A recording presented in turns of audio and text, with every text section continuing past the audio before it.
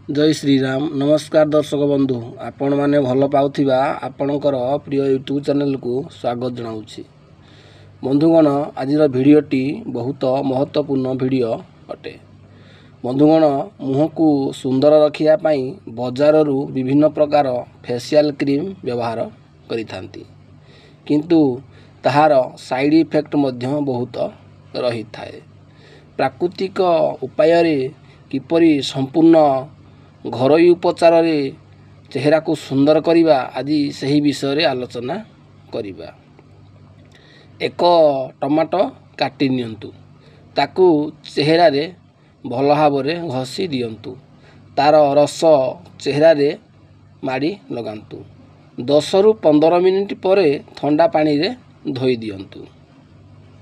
अन्य एक उपाय, टमाटो रस और 1 चामच महू मिसाई चेहरा रे लगांतु। 15 मिनिट पर ठंडा पानी रे धोई दियंतु। आउ एक उपाय, 2 चामच टमाटो रस और क्षीर सहित फेस पैक भाव रे मुह रे लगांतु एवं 15 मिनिट पर ठंडा पानी रे धोई दियंतु। अन्य एक उपाय, 1 चामच टमाटो रस, 1 चिमुटा हलदी, आधा चामच चीनी भल भाव रे मिसांतु। मुह रे हाल्का हाल्का मसाज करि नियंतु।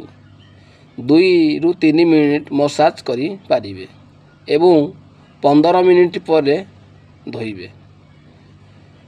सप्ताह रे 2 रु 3 थर व्यवहार मात्र करिबे।